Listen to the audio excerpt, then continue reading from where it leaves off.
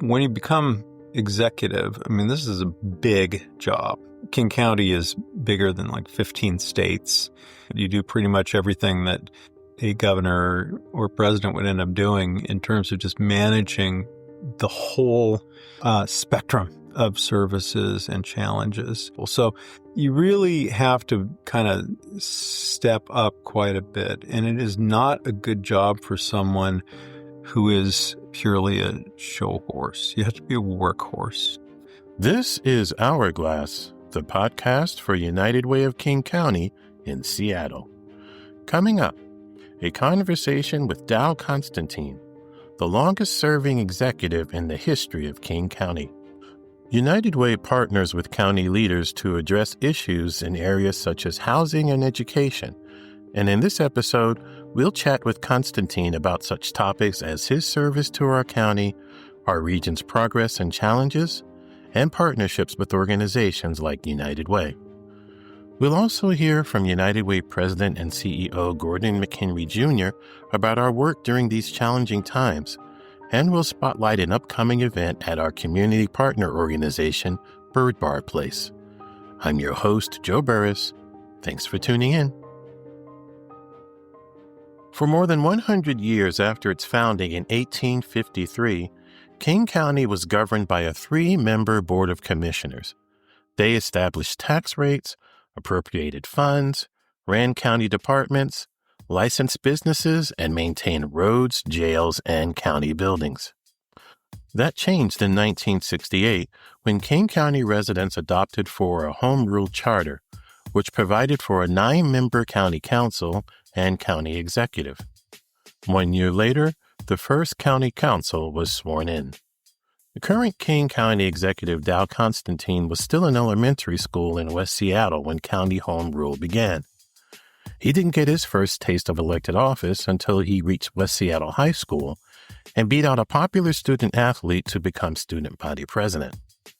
And while attending the University of Washington, he served as a legislative intern for State Senator Phil Talmadge. In 1996, Constantine was elected to the State House of Representatives, and he served there until being elected state senator in 2000. He was then appointed to King County Council when Councilmember Greg Nichols was elected Seattle mayor. Then, in 2009, 40 years after home rule in King County began, Constantine was elected county executive. Constantine announced in November that he will not run for re-election as King County executive once his term expires this year. But already he is the longest-serving executive in King County history. Since Constantine's tenure began more than 15 years ago, Instagram was launched, Minecraft, the iPad, and electric car charging stations were invented, and the Seahawks won the Super Bowl. And King County has grown, both in population and cost of living.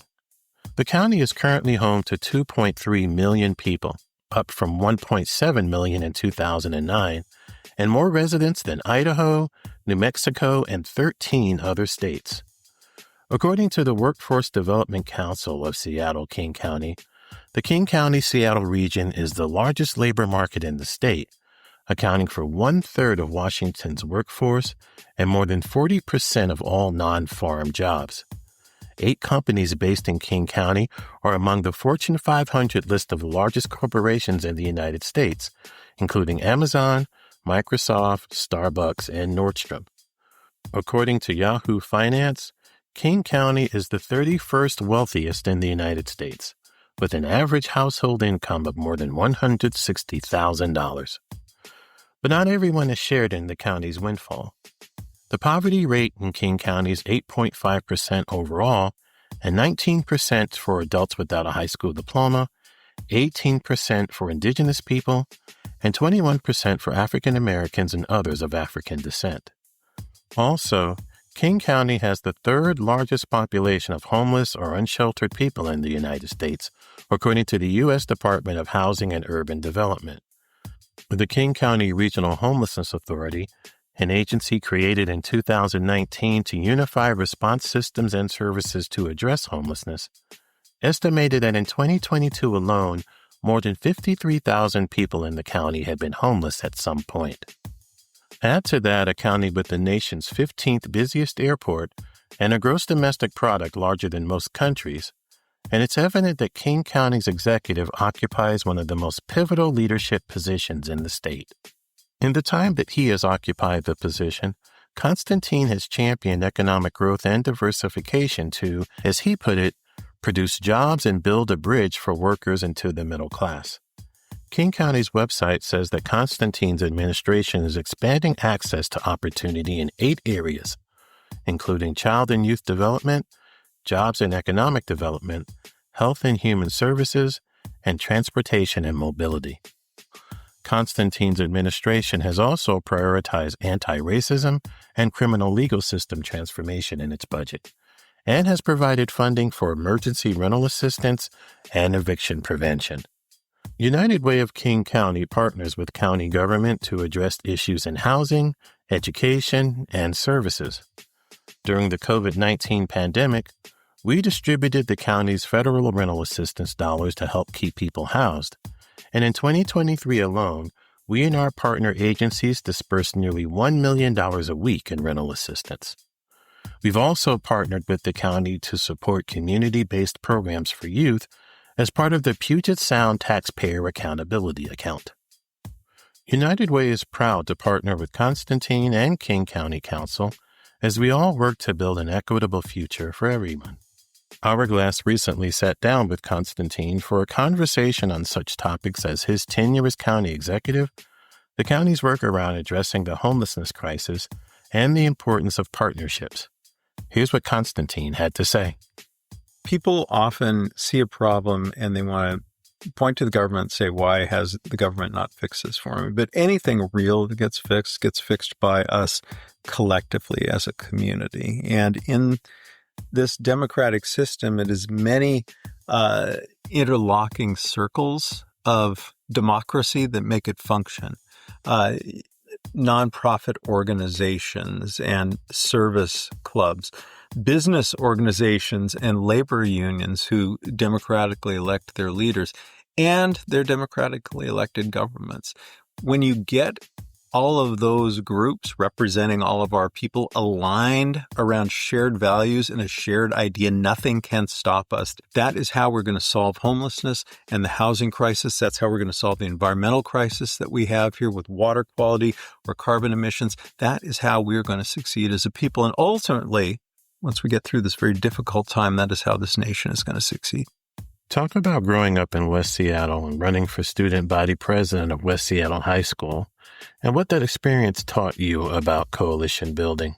I grew up in West Seattle. My folks still live there in the house where I was raised. We live right across the street.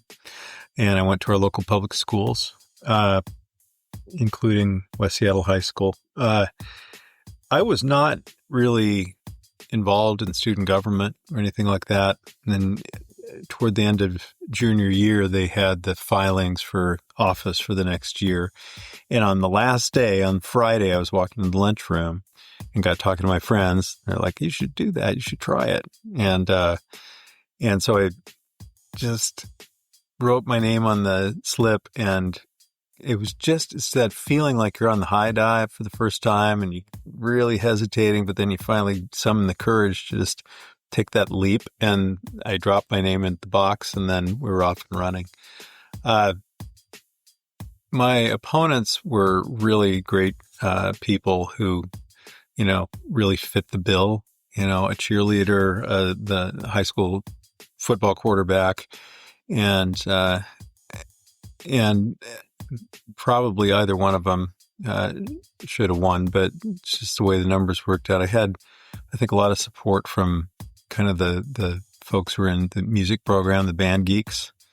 A lot of support from the kids who were into rock and roll, into music. A lot of people who maybe weren't quite in the sort of mainstream of the social scene, and somehow that they, I think, nobody tells you who voted for you, but I think they kind of rallied around and supported me, and I managed to eke out a victory. Student body president is not, the pinnacle of political office, but the experience of putting yourself out there and having your name out there and being parodied in the high school right-wing newspaper. Swear to God, was good preparation for my future endeavors. When did you first decide to run for public office, and what was your first victory like?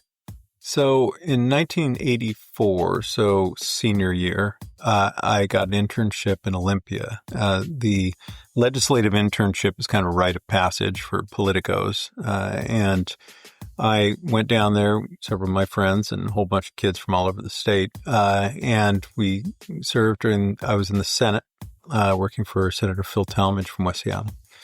And at the end of the session, at sine die, my friends and I stood up in the balcony in the gallery above the Senate floor and looked down on the revelry below, and kind of wondered aloud which of us would be back someday. And I sort of at that point the seed was planted. I thought about like I'm going to come back here someday, but it wasn't until a dozen years later that I ran for the House and won. Yeah. Because I had to go to and finish law school and grad school and practice law. And I was a staffer for County Council Greg Nichols here for a while. But I ran in West Seattle. Mostly people didn't know who I was. I took my mom out ringing doorbells because she had taught at the junior high there for a quarter century. And eventually I managed to win the primary by a couple hundred votes. And even back then, it was a Democratic district, so I was able to march through the general election. Pretty heady times, though, when you were suddenly standing on the floor of the Washington State House of Representatives ready to give your first floor speech. So how does the county executive position differ from the other positions you've held? It's interesting. Legislative positions are, they give you a lot of latitude. So you can specialize in what you want. You can be as serious or unserious as you want. That's true in the House and the Senate on the King County Council. When you become executive, this is a big job. King County is bigger than like 15 states. It's the 12th largest of nearly 3,200 counties in the country. So, and we do just about everything. We don't have an army. But other than that, you do pretty much everything that a governor or president would end up doing in terms of just managing the whole spectrum of services and challenges. And we got 2.3 million people. So you really have to kind of step up quite a bit. And it is not a good job for someone who is purely a show horse. You have to be a workhorse. You have to have an appetite for the details and for the heavy lifting and for the hard decisions that are going to be unpopular. And the way you have that, I think, is by having well-developed sort of set of core values and hewing to those. And what do you contribute to your longevity as county executive? Sheer stubbornness. I think being a hardworking person, I'm very much a person who's drawn to work, to wanting to continually take on the next challenge and see it through. And I do think that there's an element as well of knowing why you're doing it, so that when you are confronted with the inevitable hurdles or insults of it being this kind of a visible position, that you're able to power through that because the thing you're trying to achieve is important enough to make it worthwhile. And it is the fact that nobody is going to be good at everything. So I think that maybe the key skill that you need is to be able to hire well and to hire to your weaknesses. I see so many people who fall into the trap of hiring little clones of themselves, little yes people, folks who are really good, but they're really good in the exact same way their boss is really good. You got to hire people who are good at the stuff you're bad at. And I have been fortunate to hire great people who could make up for my yawning deficits and allow us as a team to be successful. And what are you proudest of during your tenure as county executive? And what have been some areas you hope to impact during your remaining time? I'm asked this question a lot. What's the best thing that happened? And there've been a lot of them.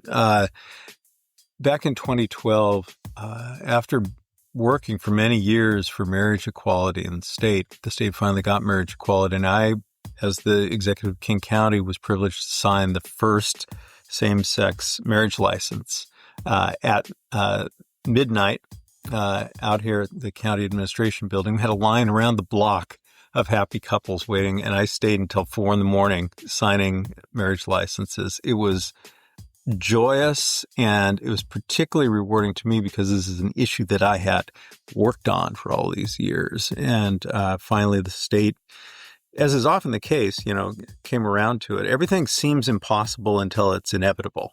And it is true over and over and over again. Marijuana legalization, never going to get there. It's never going to happen. All of a sudden, of course, obviously it's legal. And that was the case with marriage. I think Sound Transit 3 is probably my single biggest accomplishment. I led the planning and design of that measure. I led the campaign, and we got it passed in 2016. Oddly, on the same night, at the very same moment that Donald Trump was declared the winner of his first run for president. And that is something that is going to benefit this region for decades, for the next century, and something that's needed to happen for decades past, and we didn't get done. So really proud of that. Crisis Care Centers Levy, Best Starts for Kids, one of the most comprehensive early childhood programs in the nation. Those are the kinds of accomplishments that I'm going to look back on fondly. Remaining, I think that a lot of the pieces that we have put in place to deal with the complex problem of homelessness, I want to bring online before I leave.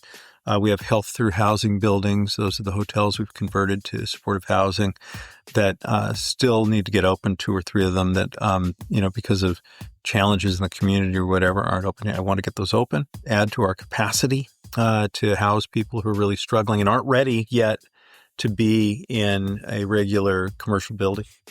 The Crisis Care Centers Levy, speaking, to part of the same population, we will be awarding the first contracts for crisis care walk-in centers around the region this year.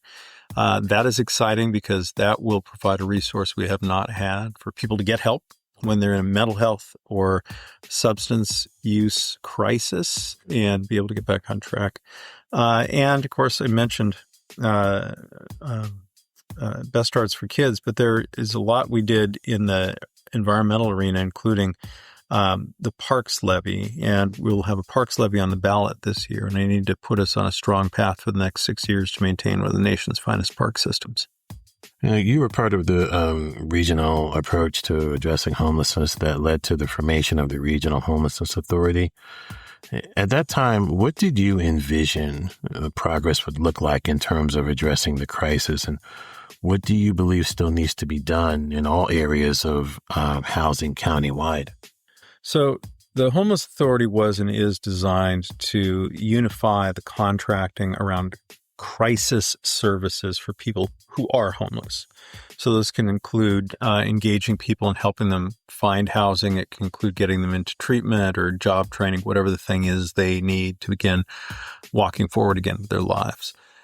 It is not charged with creating the housing stock that is ultimately the solution to this challenge, because underlying all of the immediate causes of an individual losing out on housing is the overall reality that there aren't enough houses for the number of people, right? And we're way behind here as a region.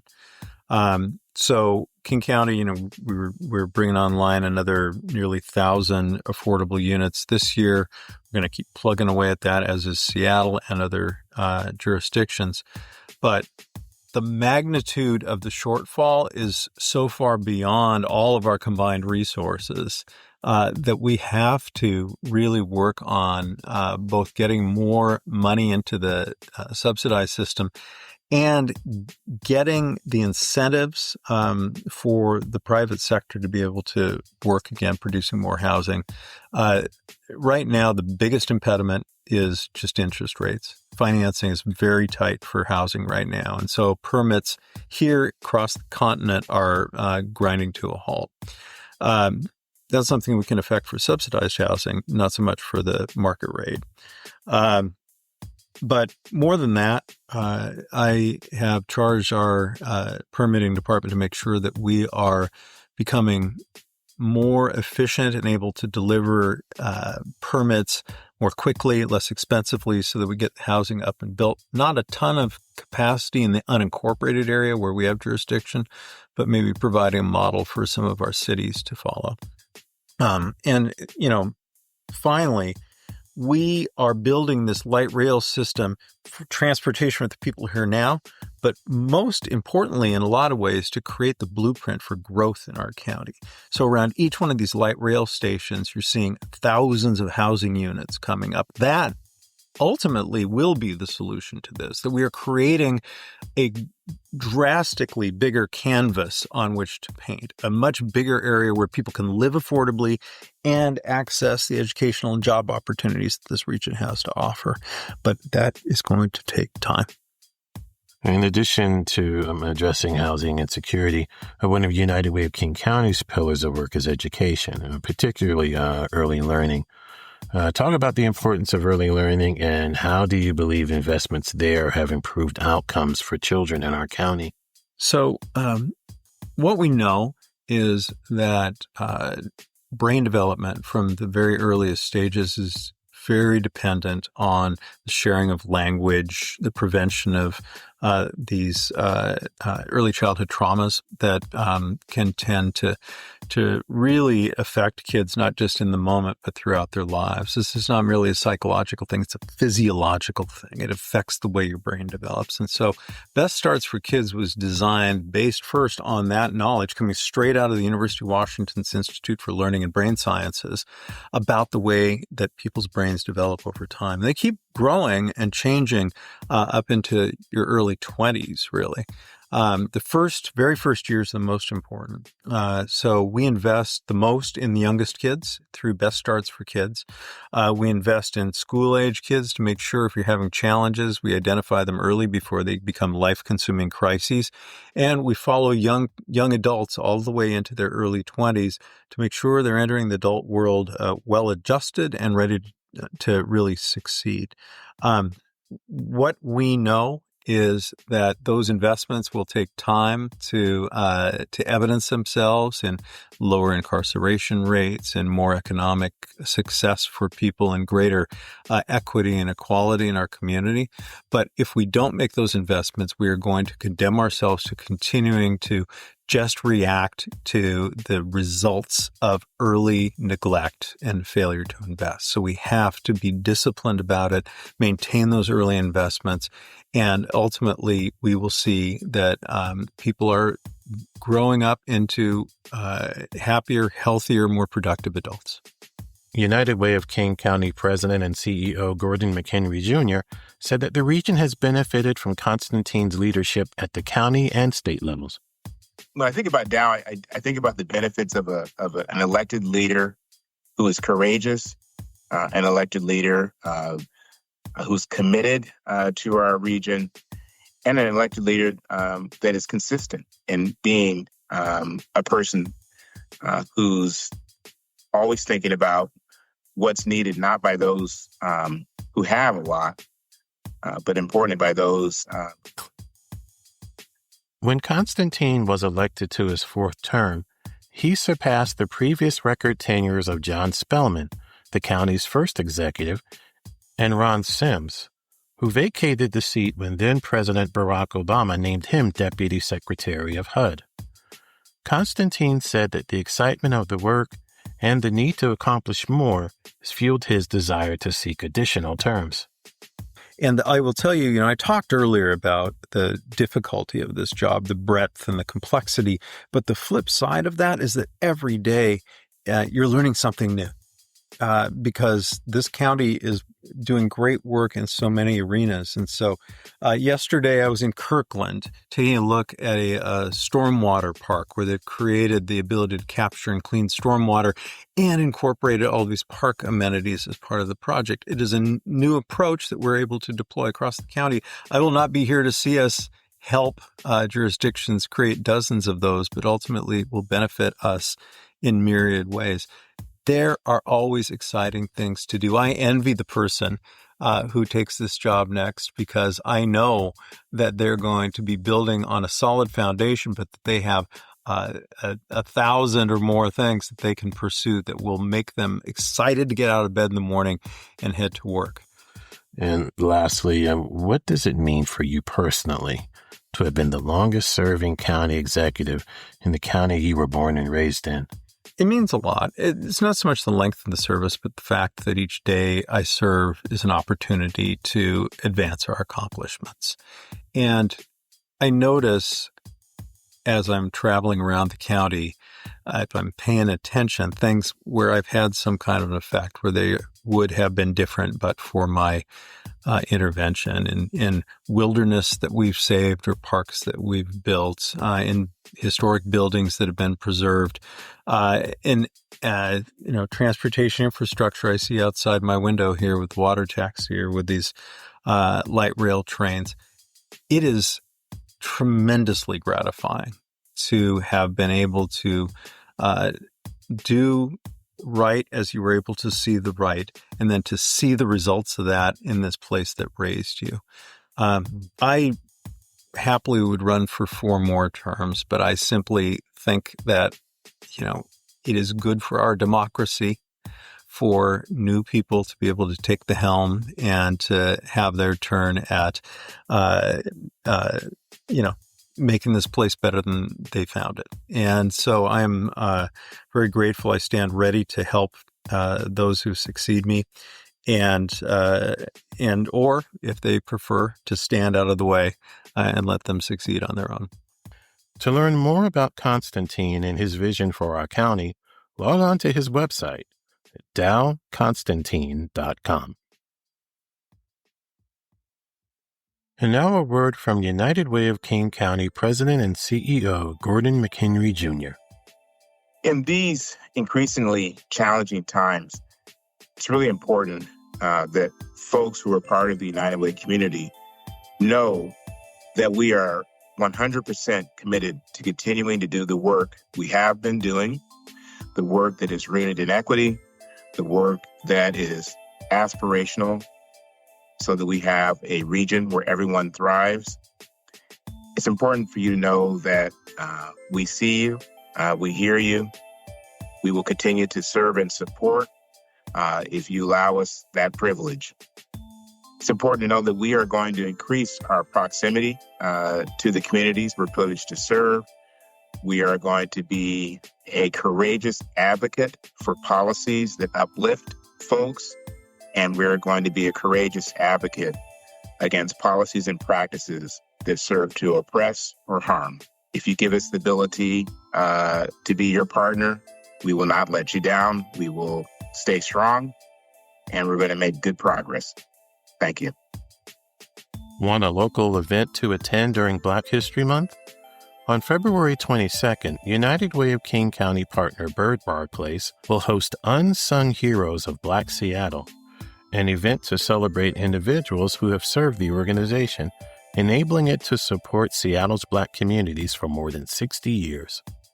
For more information and to nominate someone you believe should be honored during the event, log on to Byrd Barr Place's Facebook page at facebook.com/BYRDBARRPLACE.